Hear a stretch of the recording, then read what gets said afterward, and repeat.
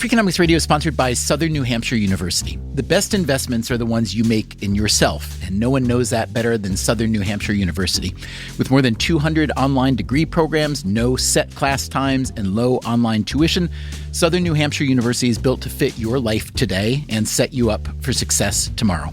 Education is an investment. Why not make it a smart one? Apply for free at snhu.edu/Freakonomics. Freakonomics Radio is sponsored by Hotels.com. Hotels.com gives you access to hundreds of thousands of hotels worldwide. And when you join for free, you can save up to 20% instantly with member prices. Plus, every stay earns rewards. So when you book one trip, you're already lowering the cost of the next one. Hotels.com is simple, rewarding, and designed to help you get more out of every stay. Sign up for free and book today. Hotels.com. It's all in the name. Freakonomics Radio is sponsored by Amica. You know what they say, if you want to go fast, go alone. If you want to go far, go together. So go with Amica and get coverage from a mutual insurer that's built for their customers, one that looks after what's important to you together. Auto, home, life, and more, coverage that fits your unique needs. Amica helps you protect what matters most. Visit amica.com and get a quote today.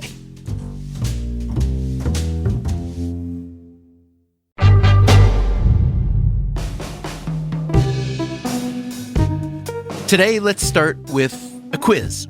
First, I want you to think about the current global population, everyone who is alive today. That's roughly 8 billion people in just under 200 countries. Of all those people in all those countries, what percent do you think live in a country other than the country where they were born? Yes, this is a question about migration and immigration. And I know that immigration is a subject that has many people flipping out, but I don't want you to flip out, at least not yet. You will have opportunities later on. So that's the question. What percentage of the global population today are migrants? All right, you have your answer? Did you say 30%? Did you say 20%? 10? Here's the actual answer. 3.6%. If that number seems shockingly low to you, as it did to me when I first saw this number, there is a good chance that you are an American, because nearly 14% of the American population was born elsewhere. Think about that. Someone living in the U.S. is nearly 4 times more likely than the global average to have left their home country. There are a few countries with an even higher percentage of immigrants: Canada, Germany, Australia, Saudi Arabia. But in terms of absolute numbers, the U.S. is destination number one by a long shot.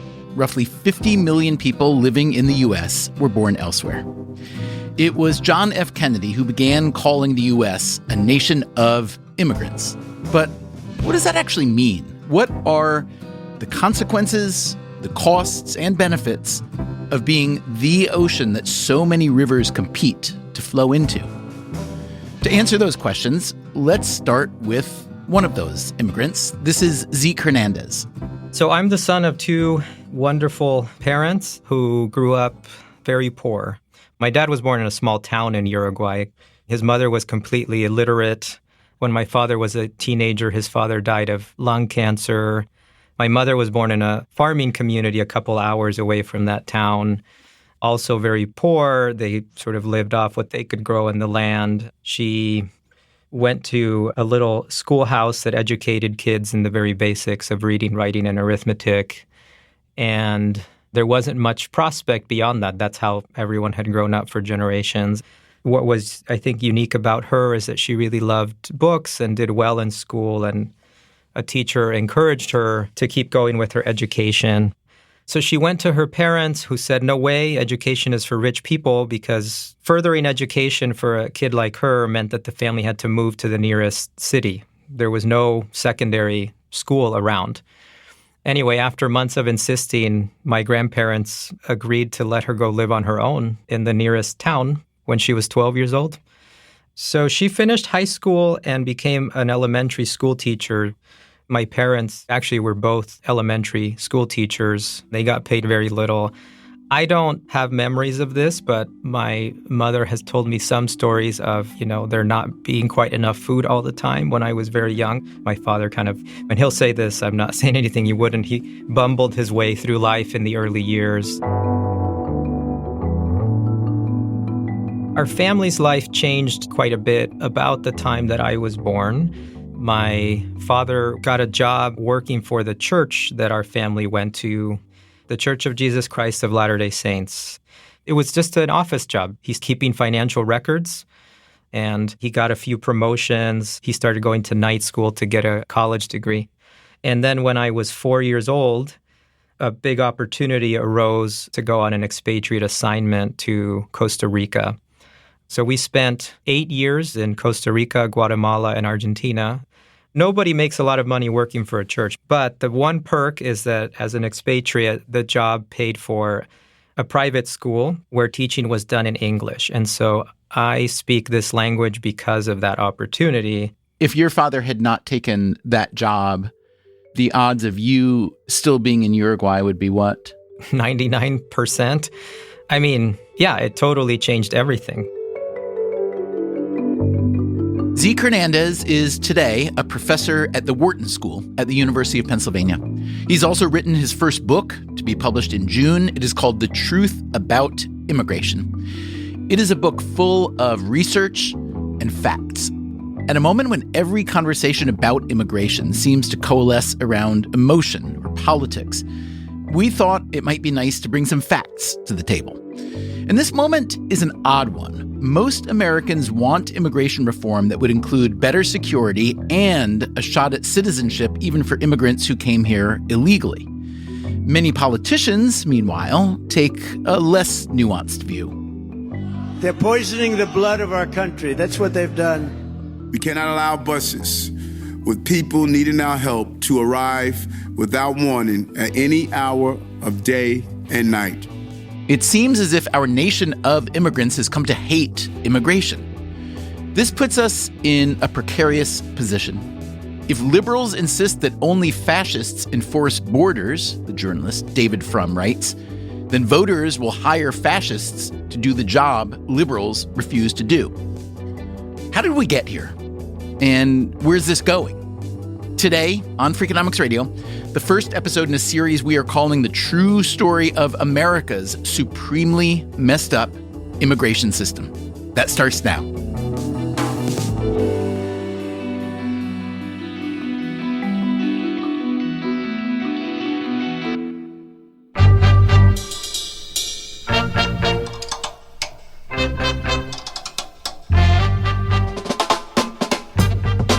This is Freakonomics Radio, the podcast that explores the hidden side of everything, with your host, Stephen Dubner.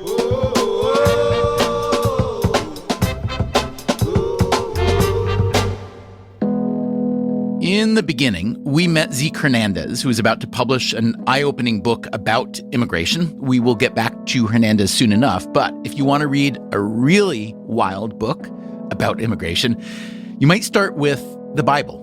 Almost everything in the Hebrew Bible has some touch point with migration. And that is? My name is Roger Naum. I'm professor of Hebrew Bible at Emory University. In this series, we want to cover immigration from A to Z. We started with a Z, Zeke Hernandez, so let's go back to an A. Genesis is actually a migration story about one family, Abraham.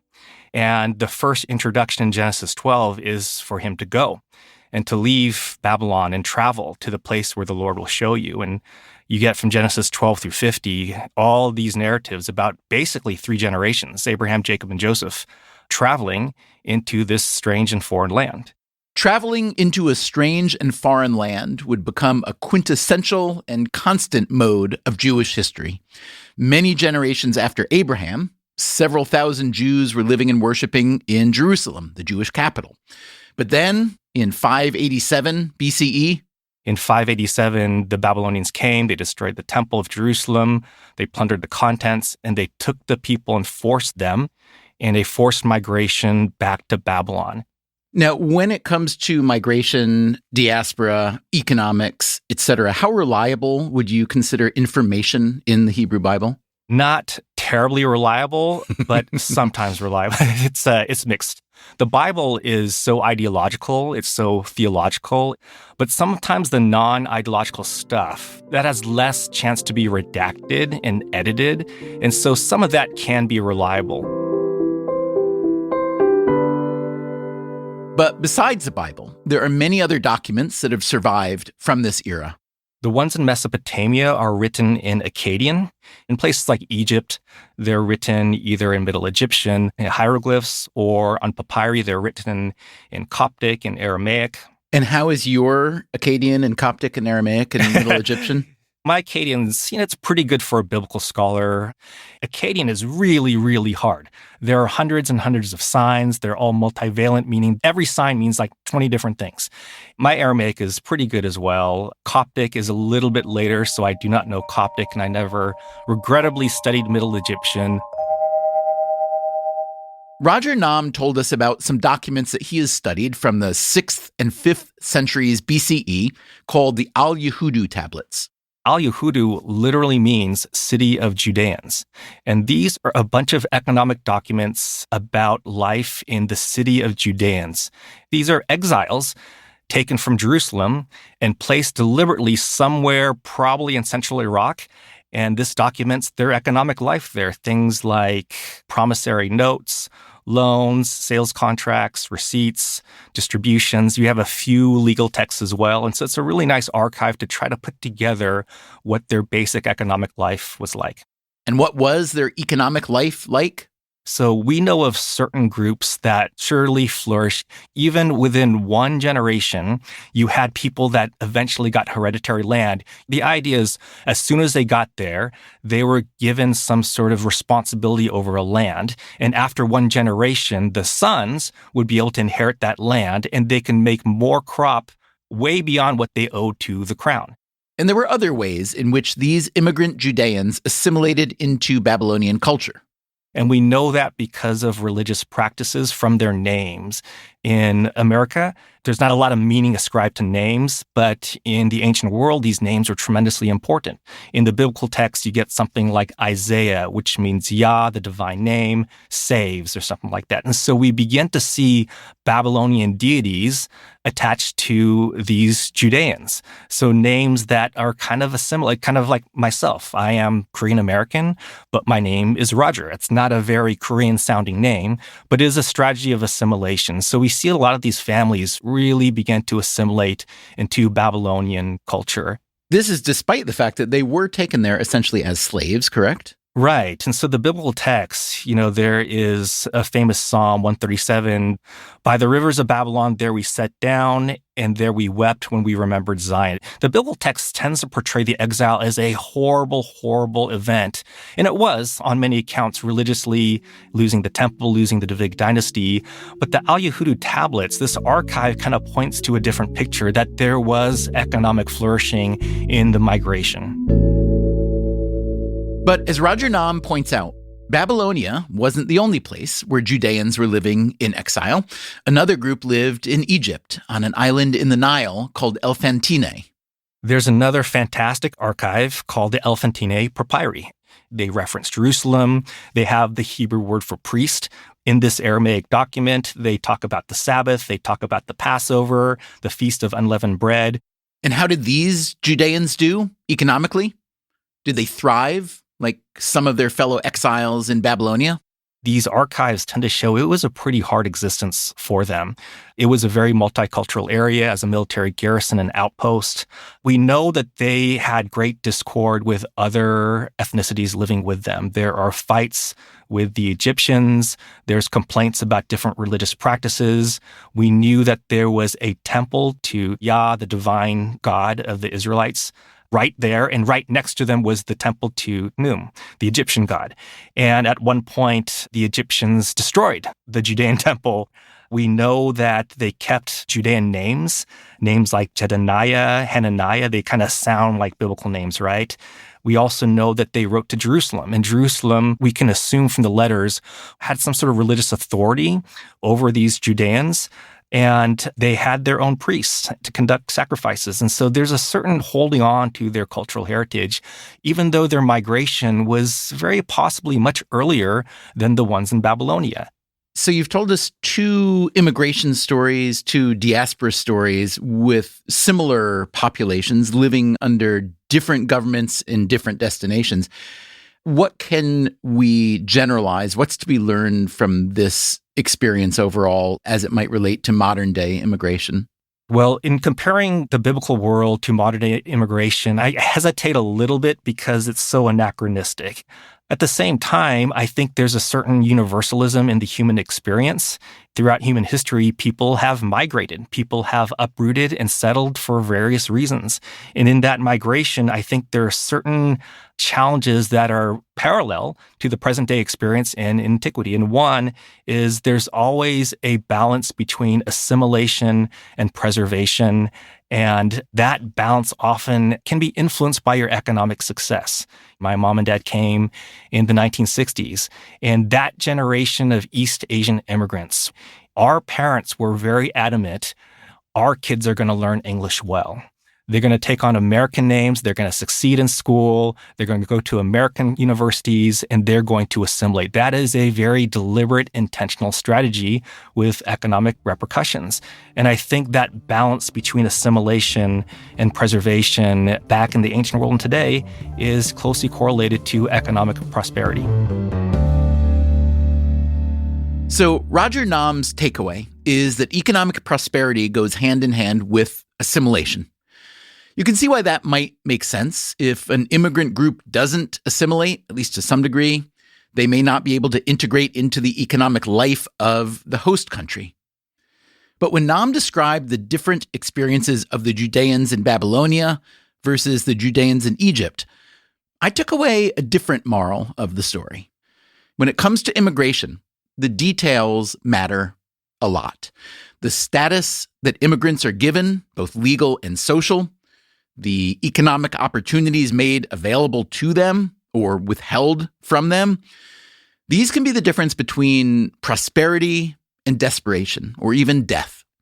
I was born in the U.S. When I was a kid, I had no idea how fortunate that was. When I was in my 20s, I started writing a history of my family. This is a poor Jewish family. I went to Poland to see where my father's father lived before he came to the U.S. in his 20s. This is a small city north of Warsaw called Pultusk. I also wanted to learn what I could about his family that had stayed there, his parents, siblings, cousins, whoever. Within the first day or two of my visit, here's what I learned. It appeared they had all been killed by the Nazis in September of 1939, right there in the place they lived. They were among the first Jews murdered during the war. As you're standing there taking in this news, of course, you grieve and maybe you rage, but you may also think about luck. That's what I found myself thinking. How lucky I was to be a descendant of the Dubner from Pultusk who left the place and made it to America. A few other family members did make it out, some to Argentina, some to Israel.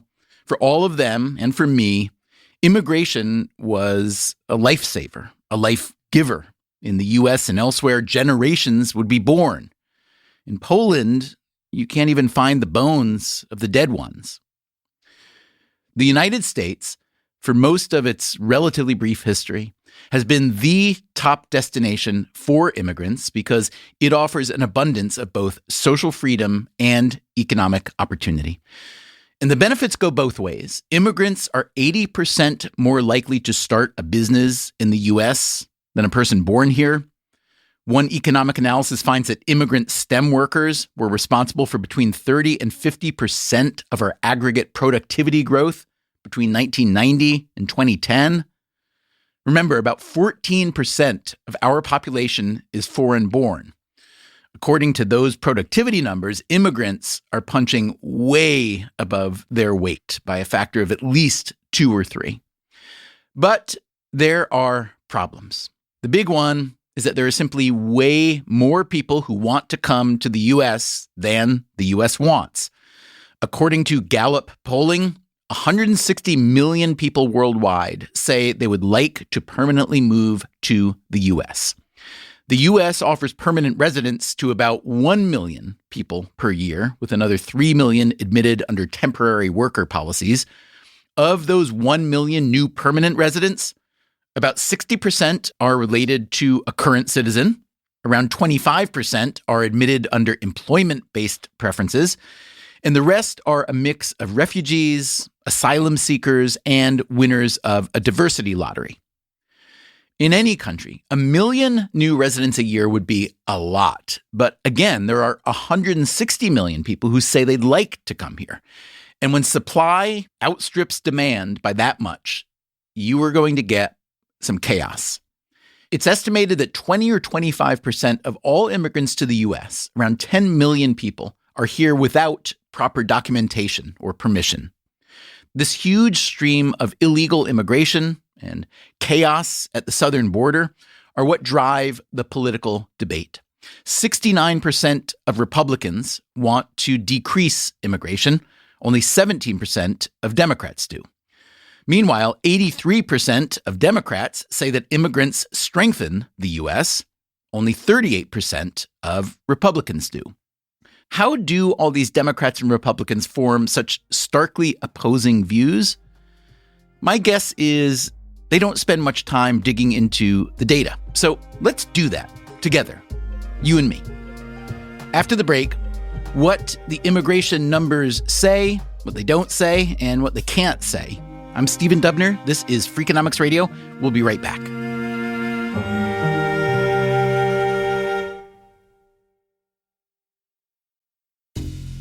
Freakonomics Radio is sponsored by Southern Company. The world and its energy needs are always changing. Southern Company's commitment to meeting this demand stays the same. That's because Southern Company believes energy is more than a utility, it's what powers possibilities. So they are looking ahead and investing $80 billion in infrastructure upgrades and are committed to fueling growth in ways that benefit all customers so that reliable and affordable energy is accessible for generations to come. Go to southerncompany.com to learn more. Southern Company, building the future of energy.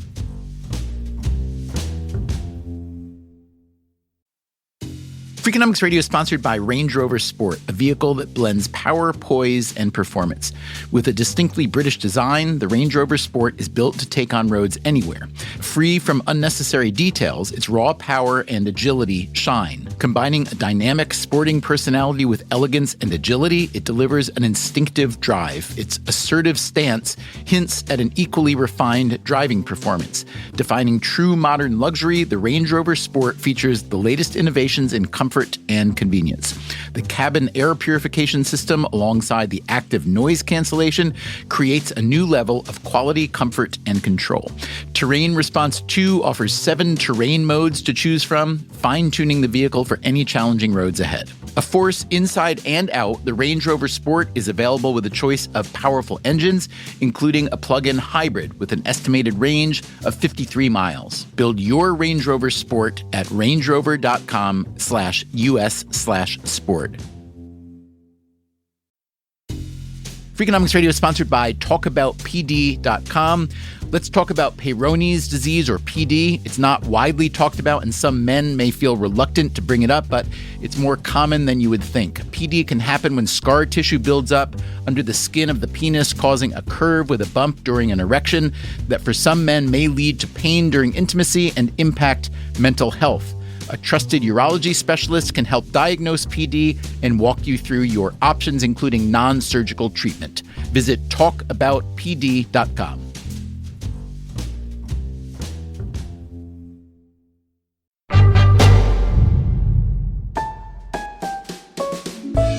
Whenever we explore a particularly complicated topic on this show, we tend to lean on economists. We will get to The Economist soon, but first, let's go back to Zeke Hernandez to talk about his book, The Truth About Immigration. Hernandez is not an economist, although he is economist adjacent. His PhD from the University of Minnesota is in strategic management and organization. I study how movement affects businesses and the economy, particularly the movement of people, but also the movement of companies overseas, the movement of capital, of ideas. And after nearly 20 years of study in this, I've had to come up with entire new paradigms of what the economy is. Entire new paradigms of what the economy is? Don't economists already have that covered? I hope that I don't insult anyone here. They tend to have a very narrow focus. Hernandez argues that economists tend to think of the economy as a fairly technical construct, as do most people. They'll think of like money, the stock market, inflation, Fed speak. But they won't say, well, the economy is people, right? People exchanging with each other, and the movement of people and where they move and how they interact with each other is the economy. In other words, a central part of the economy is migration. In my world of business schools, when I started becoming interested in the relationship between the movement of people and the movement of companies or their investments across the world, a lot of people in my field balked at the idea. They thought, why are you studying this? This isn't a business issue. This belongs in a policy school, or immigration is a social issue, so go study sociology. But he didn't go study sociology. Remember, Hernandez grew up in South and Central America without much money, but thanks to his father's job with the Mormon Church, he got a good education in English. After high school, he did a church mission in Argentina. The 2 years I was there between 1999 and 2001 were the lead up to the country's worst economic crash in history, which if you know anything about Argentina, that's saying a lot because it's a country that has legendary economic dysfunction. And so those 2 years, I saw firsthand on the street what unemployment really means, what hunger means, what suffering really means. And that was very moving. I don't know how you couldn't be moved by that.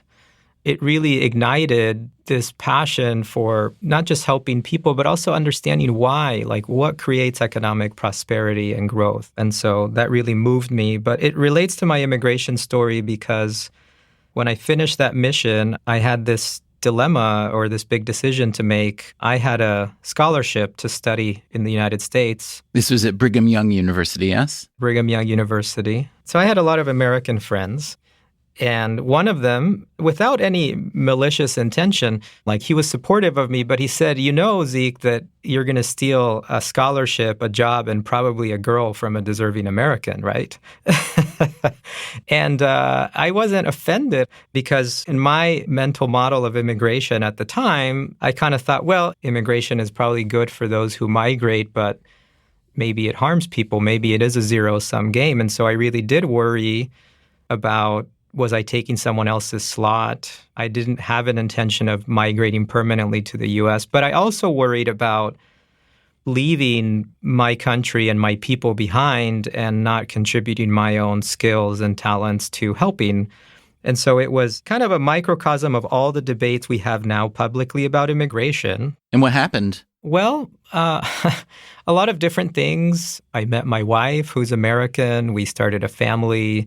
Opportunities came up, but over time, my own intellectual journey about what immigration means, whether it's morally right, how it contributes to the U.S. economy, how it contributes to the sending economy, I started learning all the things that I talk about in the book. And so my moral qualms have disappeared based on evidence. To what degree, though, has your personal story perhaps influenced your research? I'm not suggesting that the research that you present in this book is biased, but persuade us that it is as unbiased as this type of research can be, considering your own background.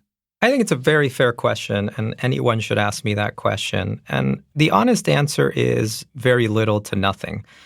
And here's why. I had no interest in studying immigration. It's not that I thought I'm going to be an immigration scholar and try to make sense of this life decision I made. I saw an opportunity to stay in the U.S. and go to graduate school because I wanted to study that question I started asking in Argentina. What creates economic prosperity? That was it. And I had this hunch that the movement of businesses and capital around the world, cross-border investment, had something to do with that. As I tried to follow the evidence and be as rigorous and dispassionate as possible, I realized that the movement of business and capital is inseparable from the movement of people. You cannot understand one without understanding the other. And so I almost reluctantly thought, okay, I can't ignore this variable called immigration. And that became the start of nearly 20 years now of slowly understanding how immigration kind of seeps into all parts of the economy. But the question wasn't, are immigrants good, or I really want to prove that immigrants are good. The other way I'd answer the question is the vast majority of the research I'm citing in the book isn't my own. It's research done by other people. The research in Hernandez's book tells the long and rather volatile history of American immigration. The history of U.S. immigration really is a roller coaster. At the moment of founding, the U.S. had no immigration restrictions. Anybody could come. Was there any kind of registration upon arriving even? Not that I know of. The records, at least reliable records, started about 1850. That's about when we start having good census data that tracks birthplace. But I think that also reflects the mindset. It just kind of wasn't a thing, right? You just came. They came from many places for many reasons. But when we look back at our immigration history, a lot of the stories we tell ourselves are more like myths. The biggest myth that we have today, and I think this myth is really widely shared, left and right of the spectrum, is this nostalgic view that immigrants who came to the U.S. from Europe 100 years ago were able to succeed economically very quickly. That is Leah Boustan. And I'm a professor of economics at Princeton. I told you we'd get to the economists. And why does Boustan think that instant success myth is the biggest myth about immigration? Well, I think that the family stories do get compressed. They're sort of like an accordionization of your family story. Because if you really start asking questions, and I'm fourth generation, so I asked my parents, well, was it the immigrant generation that succeeded, or was it the kids of immigrants who succeeded? They say, oh, well, you're right. The immigrants themselves really didn't learn English. They really didn't change their occupation, and they worked in low-paid occupations throughout their life. You're right. It was the child generation that were able to start working in offices, that were able to start finishing high school, and even go to city college. But that piece gets missing sometimes. It's so far in the past that the first generation and the second generation almost become as one. They become fused. Boustan and her frequent collaborator, Ron Abramitsky, recently published a book called Streets of Gold, America's Untold Story of Immigrant Success. We chose the title of the book, the basis of a famous quotation that's painted on the walls at the Ellis Island Museum. The quotation is attributed to an unnamed Italian immigrant who said, "I came to America because I heard the streets were paved with gold. But when I got here, I found out three things. 1, the streets were not paved with gold. 2, they weren't paved at all. And 3, I was expected to pave them." Okay, where did the notion come from? I'm really curious to know what you can tell us about how the idea of America and immigration to America was presented to immigrants from Europe during that time. Well, what's true historically is that by moving to the U.S., you could double your earnings. And what's true today is that by moving to the U.S., you can more than double your earnings. You can increase your earnings by 300 or 400%. And so when successful immigrants came back to the home country, both in the past and today, they often arrived with bling. You know, they were wearing a gold watch, they had gold necklaces, and they were successful in the eyes of their countrymen who had not moved. And that became a compelling reason to try to move to the U.S. Boustan and Abramitsky dove into the data to explore what economists call intergenerational mobility. So our goal in doing this was to understand how quickly immigrants and their children move up once they get to the U.S. And we're particularly interested in children of immigrants versus children of U.S.-born parents who are being raised in similar economic circumstances. Do the children of immigrants catch up or get ahead? And we were comparing the past to today. As you're doing this, you mentioned what you were looking for. What were you expecting to find? Honestly, my expectation was that the children of immigrants today would not be doing as well as the children of immigrants from Europe 100 years ago. I've just heard so many success stories about, Italians, Jews, Irish, Germans. I just thought there's no way that we're going to find something comparable today. So give me, in as brief or as long as you need, a conclusion, essentially, which is how, on average, do the children of immigrants do versus born in the U.S., both then and now? Well, starting with today, what we found did really surprise me, which is that when we're comparing children whose parents are immigrants to children whose parents are U.S. born, we find that the children of immigrants are moving faster up the economic ranks by the time they get to adulthood. So if you take households that are similar and have the same level of financial resources when the children are young, and then you can go ahead 20 or 30 years and trace out how the kids are doing, the children of immigrant families are doing better on average. And it's not only coming from those usual suspects, for example, children of Asian parents. It's coming really across the board from children whose parents came from countries all over the world, including very poor countries and countries from Central America that are very much in the news today as contributing to the crisis at the southern border. So that really surprised us, and we then went to compare the success of children of immigrants today to children of immigrants in the past. And what we found is that the rate of success is almost identical today as it was in the past. That does not mean that the underlying causes of success are the same. But at least in terms of outcomes, we have a lot to be really proud of in terms of how immigrant families are incorporating and assimilating into the U.S. economy. Okay, next question's really easy. I mean, easy to ask. I don't know how to answer it, but why? Why would the children of immigrants in this country do better than the children of native-born? Well, historically, I have a really well-documented answer for you. For the modern data, it's a little bit harder. Let me explain what I mean. So historically, the data we put together comes from the census, and we built the data ourselves. So we have all the information you could possibly gather about these households. And what we learned is that the number one cause of success for the children of immigrants is where their parents chose to settle. Immigrant families move to the labor markets that are booming and that are dynamic. And that provides a wide set of job opportunities for their children. So what that meant in the past, well, we were still a very agricultural economy in 1900, and immigrants were much less likely to move to rural and farm areas. They were more likely to move to cities. They avoided the U.S. South, which was a cotton-growing area and an area of very low upward mobility for both white and Black Americans. And even within the set of cities they could have chosen, they chose the cities that were really on the cutting edge of growing manufacturing, and those provided opportunities for their kids. Actually, the children of immigrants had fewer years of education than children of U.S. born, but yet they earned more. Education was not as central to the ability to make a living 100 years ago. What really mattered was, are you in a city that has a wide set of good manufacturing jobs? So that's your reasoned and empirical answer to the historical version. And now, what's the best you can do for explaining? For the modern patterns, we're relying on very aggregated data that comes from the IRS, the tax records. And so they're very much under lock and key.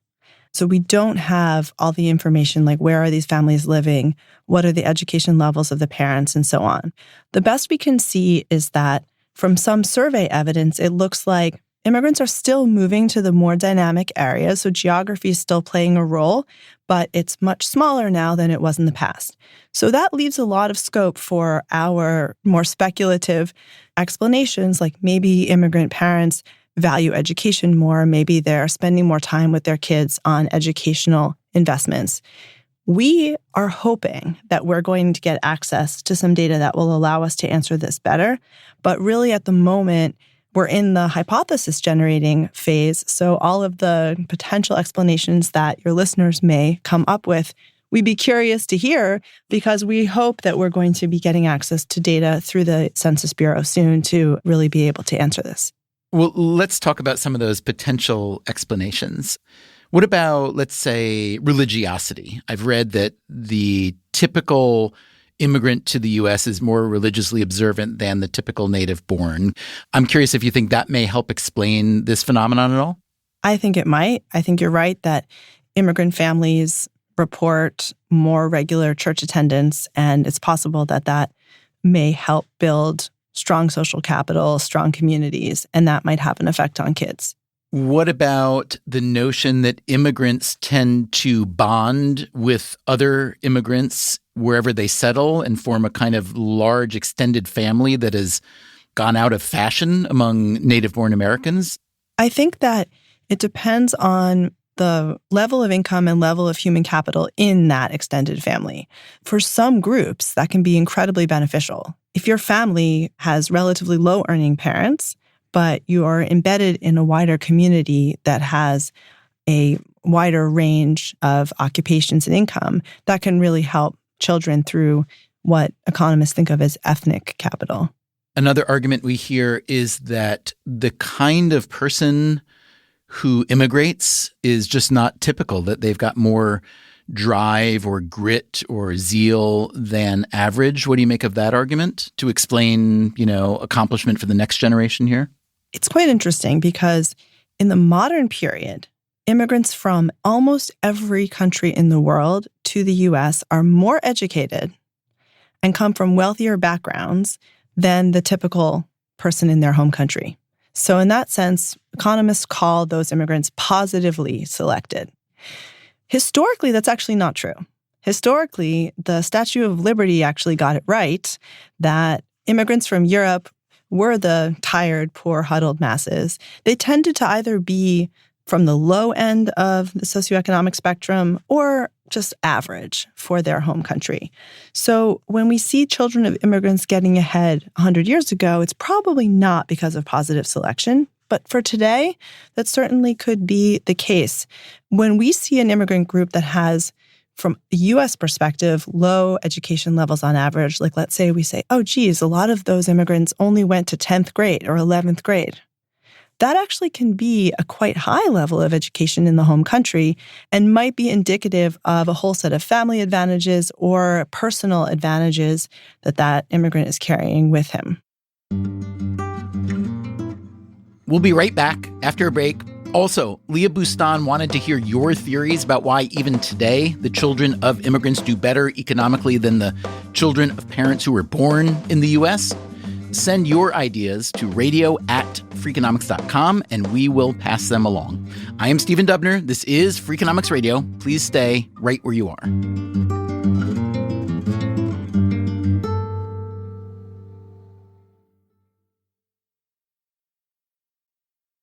Freakonomics Radio is sponsored by Figure. Did you know that 40% of homeowners own their home outright?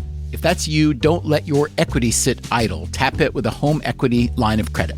Figure, the #1 non-bank HELOC lender in the U.S., helps tap equity you've built in your home so you can do things like tackle a renovation or pay down debt. HELOC is a line of credit secured by your home. You can draw what you need, repay, and draw again.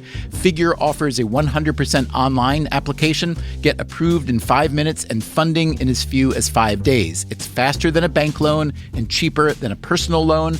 Check your rate today without impacting your credit at figure.com/Freakonomics.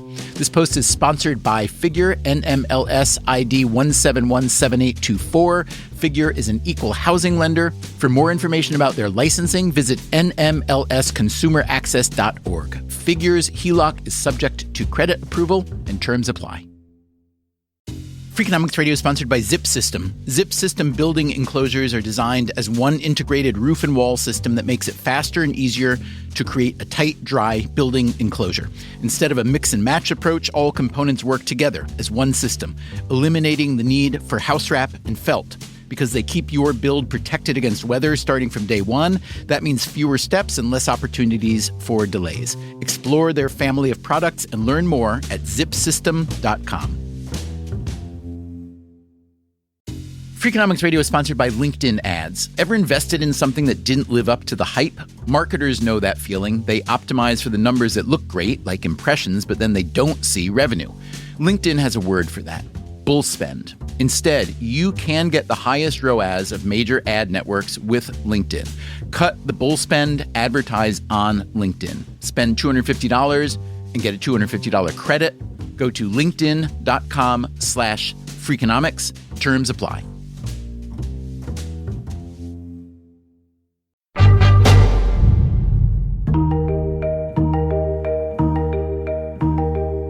Before the break, the Princeton economist Leah Boustan told us that the children of immigrants have better economic outcomes than the children of parents born in the U.S.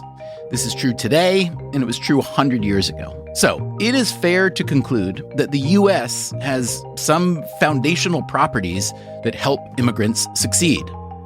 One interesting piece of evidence in this direction comes not from people who move here to join family or for work, but people who enter the country as refugees. The U.S. government defines a refugee as someone who demonstrates that they were persecuted or fear persecution due to race, religion, nationality, political opinion, or membership in a particular social group. Here again is Boustan. Refugees to the U.S. do incredibly well. They start out in the first year or two less likely to be employed or less likely to have high earnings compared to other immigrants. But within 5-6 years, they've caught up to other immigrants, and they've even surpassed other immigrants on some of those economic metrics. The success of refugees is actually not a worldwide phenomenon. Refugees are not as successful as other immigrants in Canada, and they're very much not as successful as other immigrants in Europe. There's something that the U.S. is doing right in terms of being able to quickly incorporate and assimilate a relatively challenging population that does not arrive with as much education as an economic immigrant would. Can you point to any specific things that we are, as you said, doing right? Well, this is really just speculation for me at the moment, but I think that other countries are going wrong in refugee policy by trying to do too much for refugees, by holding refugees apart and saying, for the first 18 months or 2 years, I don't want you to work. I want you to spend your time learning the home language. So taking citizenship classes and taking language classes so that you can successfully join the economy. In the U.S., that kind of incorporation does not happen through government assistance, but happens through the local ethnic community. So what I worry about is holding refugees or asylum seekers apart from the economy as a whole, and saying you can't get a work permit until your case is done, or you can't get a work permit until you've learned English. Actually, ethnic communities do a very good job at helping out newcomers. As part of their research, Boustan, Abramitsky, and 3 co-authors spent time with an oral history archive put together by the Ellis Island Foundation. It included immigrants who had come from Europe between 1893 and 1957. They were asked why they had left Europe. And they explained whether they were leaving because they were fleeing from violence or facing political persecution, or if they were simply excited to join an uncle who had a shop in the U.S. So, was it an economic move or a move that looks more like a refugee today? Boustan wanted to compare those two groups. For instance, did one group learn to speak English better than the other? To measure this, Boustan had college students listen to the oral histories and rate the English fluency of the immigrants. And what we found is that refugees did speak in a more complex way. They used more complex vocabulary and more complex sentence structure. And why might a refugee develop better English skills than a different kind of immigrant? If you know you're not going home, then you have a strong incentive to learn English and to find a job and to incorporate as fast as you can. 100 years ago, around a third of immigrants from Europe went back to Europe. Oftentimes, they were in the U.S. short term in order to save up money, go home, buy land, and get married. If that's your plan, you may not have a strong incentive to learn English. You might be able to earn money quickly without speaking English while you're holding a manual job. And then your plans might change and you end up meeting someone here, you stay here, but you've already lost some valuable time in terms of getting assimilated and learning the language. Whereas refugees know from the very get-go that they don't have a safe home to return to, and that might encourage a different level of investment in their own skills. There are other ways to measure assimilation. What you name your children, for instance, or even what you call yourself. Roger Nahm brought this up earlier when he talked about the Judeans living in Babylonia versus the Judeans living in Egypt. In America, there is a widespread and long-held belief that the U.S. government itself liked to change the names of immigrants. You may have heard this from your own grandparent or great-grandparent, that when they came to Ellis Island, the customs official took their long and hard-to-pronounce name and turned it into something more American. So that is entirely untrue. In fact, in my own family, we had the same family story. Our name was Platnitsky, and then we come to Ellis Island and it gets changed to Platt. I went back into the census records and I couldn't find my great-grandparents. I could only find them 10 years later, and indeed their last name was Platt. So I thought to myself, well, let me check under Platnitsky, and indeed there they were. So I went to my dad and I said, well, what's this story about Ellis Island that you told me? And he said, oh, it wasn't really Ellis Island. What really happened is that our family got together in Chicago. We had a large family. It was over 100 people. And we just tried to decide on what our new name should be. And this is after we'd been in the country for at least 7, 8, 12 years, depending on the person. And we decided on Platt, but we couldn't agree. Should it be Platt with an E at the end or Platt without an E at the end? And so there's actually 2 branches. Well, where did this story about Ellis Island come from? He said, well, that's just, what you say, like the shorthand for saying that as part of the process of coming to America, we changed our name. We just say Ellis Island. First of all, explain the infrastructure at Ellis Island that makes it very unlikely that some custom or immigration officer there might have just decided to shorten a long ethnic-sounding name. I mean, the U.S. officials at Ellis Island went on the basis of the shipping records, and the shipping records were filled out on the European side. And so no one would have changed their name at that point. It was simply a matter of processing the new arrivals, and there was no infrastructure, there were no forms in place to assign names. Can you walk me through, like in the case of a family like yours, what would you say were the major motivations behind the name change at that point? I honestly don't know what the motivations were. I can only speculate that my family, much like other families, thought to themselves that having a long and complicated name might be a liability in terms of finding a job. Interestingly, in some of the work that we've done, we've looked at brothers who are given differently foreign names. Now, of course, they have the same last name, but one may have the name Vito, and then 3 or 4 years later, their brother John is born. Now, does Vito have a harder time on the labor market? And it turns out that no. If you have a more ethnic, more foreign-sounding first name, and you compare brothers who were born and raised in the same family, there is no penalty in terms of having a foreign name. So Bustan has produced a lot of economic evidence showing that immigration is really good for immigrants. By association, and by a reading of American history, you would conclude that immigration has been really good for the U.S. too. But that is not a consensus view today. And how about in the past? Well, when you were talking about U.S. immigration, there are multiple pasts. Remember what Zeke Hernandez told us earlier. The history of U.S. immigration really is a roller coaster. At the moment of founding, he said, at the moment of founding, the U.S. had no immigration restrictions. But let's move forward into the 19th century. So starting in 1890, the countries of origin changed. All of a sudden, instead of Western and Northern Europeans, you started to get Southern and Eastern Europeans. So this is Italians, Greeks, Poles, Ukrainians, a lot of Jews and Catholics instead of Protestant English speakers or German Lutherans.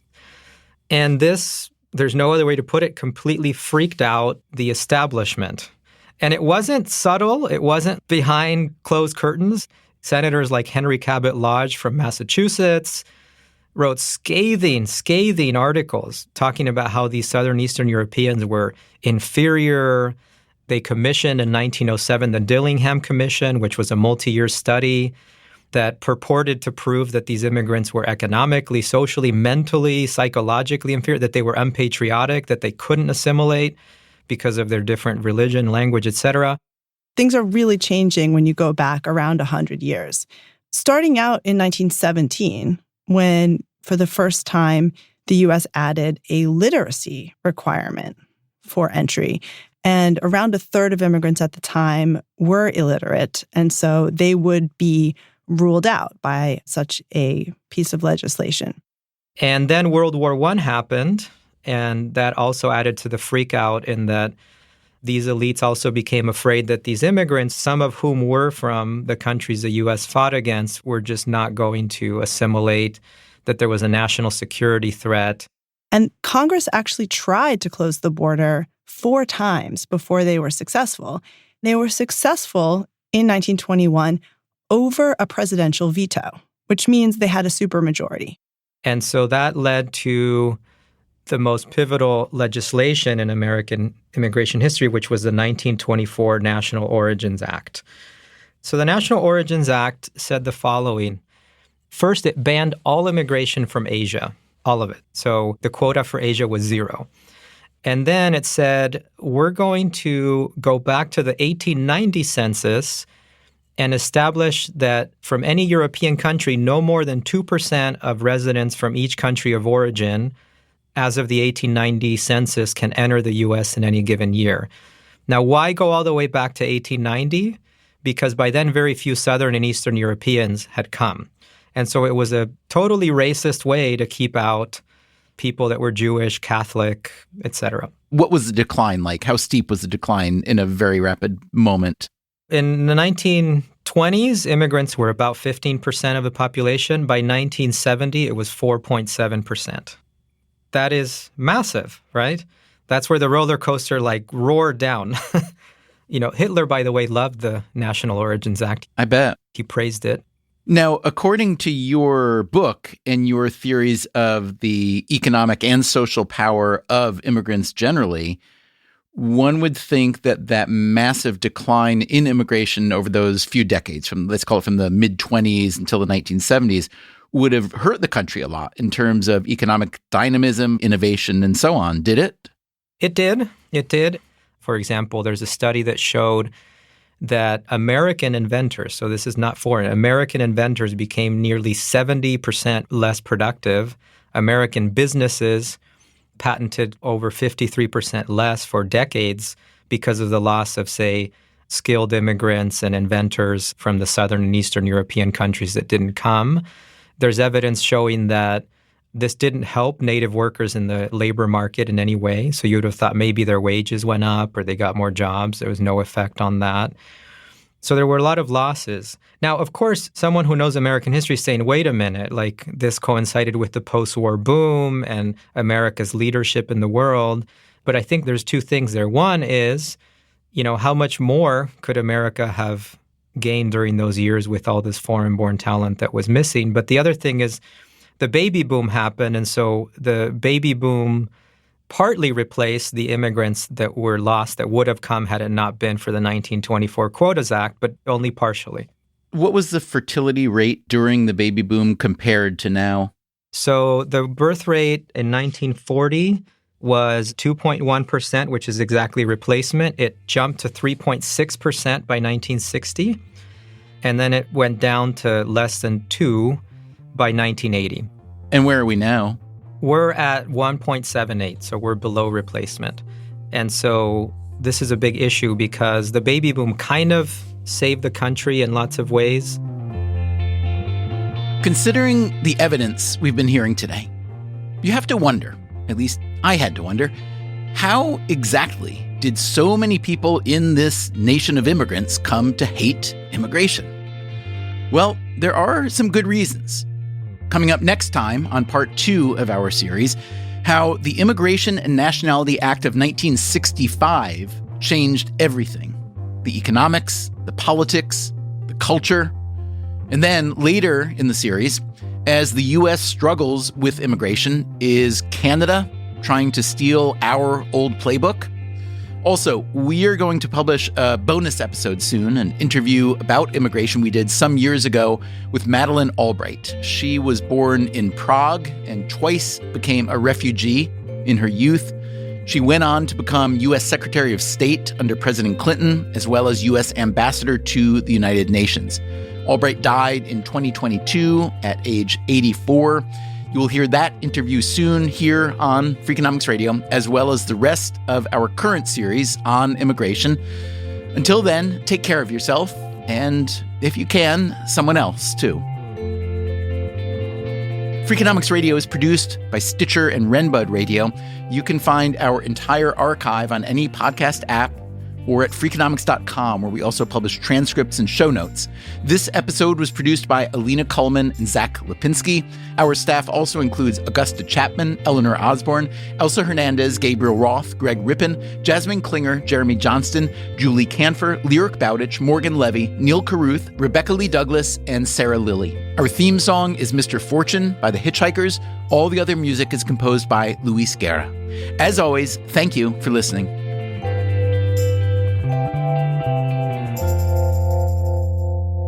They get the job done, as Lin-Manuel Miranda likes to say. They get the job done. He was writing that from the Office of Intel. The Freakonomics Radio Network, the hidden side of everything. Stitcher.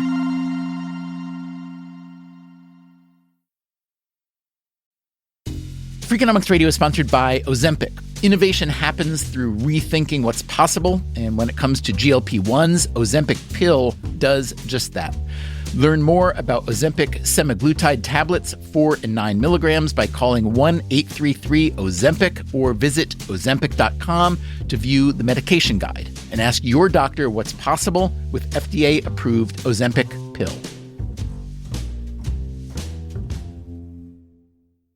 Fidelity Active ETFs have the flexibility to shift and transform as markets do the same. So instead of just riding an index, they can seek to outperform it by adapting to market conditions and pursuing new opportunities as they emerge. And while you get the potential outperformance of an actively managed fund, you can still buy and sell it on your terms, just like any other ETF. Markets can change in real time. Make sure your ETF can too. Learn more at fidelity.com/active ETFs.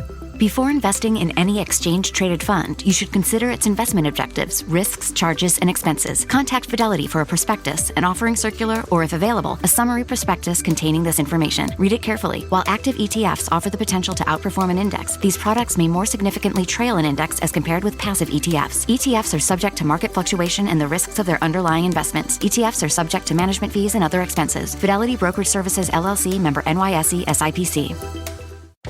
Welcome back to Should I Get It Delivered?